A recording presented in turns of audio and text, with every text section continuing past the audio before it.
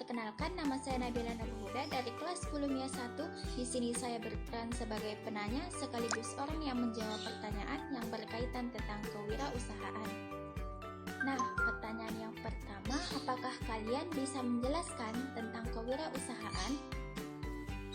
Untuk pertanyaan yang pertama, ya, saya bisa menjawab apa itu definisi dari kewirausahaan. Kewirausahaan adalah sikap jiwa dan kemampuan untuk menciptakan sesuatu yang baru yang sangat bernilai dan berguna bagi dirinya dan orang lain.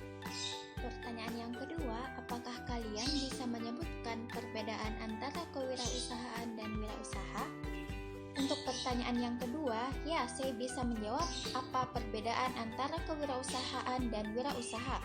Kewirausahaan adalah sikap jiwa dan kemampuan untuk menciptakan sesuatu yang baru yang sangat bernilai dan berguna bagi dirinya dan orang lain.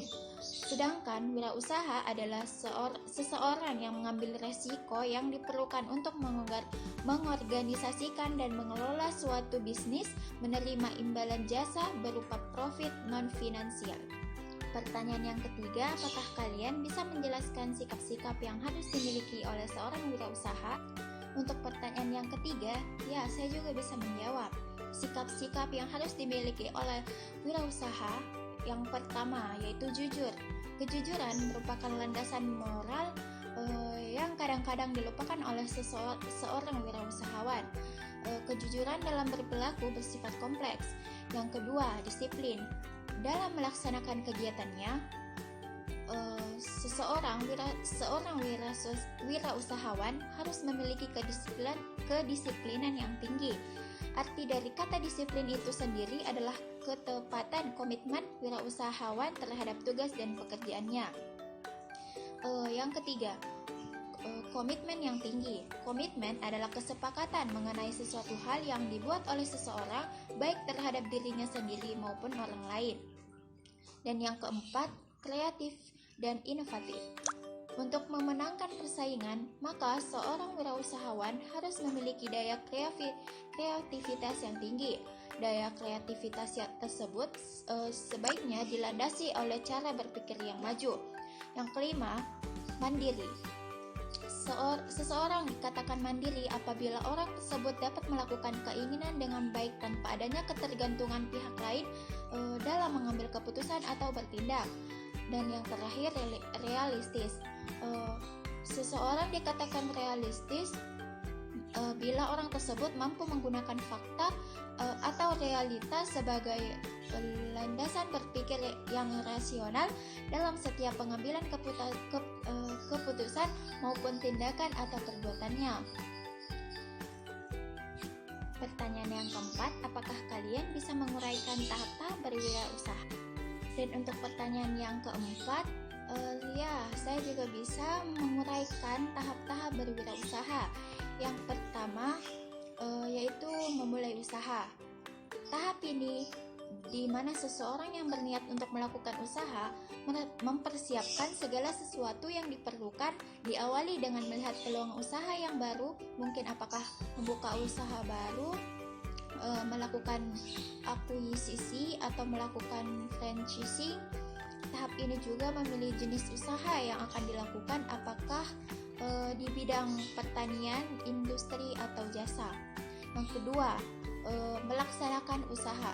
Dalam tahap ini, seorang wirausahawan mengelola berbagai aspek yang terkait dengan usahanya, mencakup aspek-aspek pembiayaan, SDM, kepemilikan, organisasi, kepemimpinan yang meliputi bagaimana mereka mengambil resiko dan mengambil keputusan, pemasaran dan melakukan evaluasi.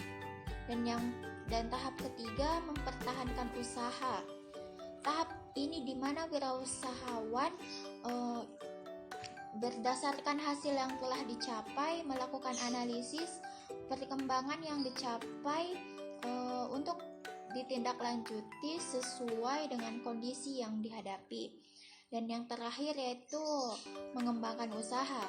Tahap ini di mana jika hasil yang diperoleh tergolong positif atau mengalami perkembangan dapat bertahan, maka perluasan usaha menjadi salah satu pilihan yang mungkin diambil.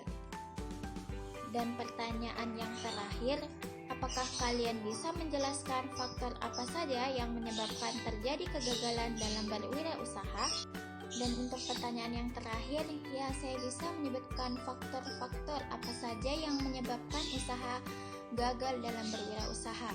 Yang pertama, tidak kompeten dalam manajerial.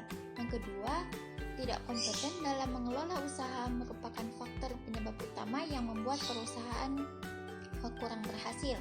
Yang ketiga, kurang berpengalaman, baik dalam kemampuan mengkoordinasikan, keterampilan mengelola sumber daya manusia, maupun kemampuan mengintegrasikan operasi perusahaan. Yang keempat, kurang dapat mengendalikan keuangan. Yang kelima, gagal dalam kurang memadai.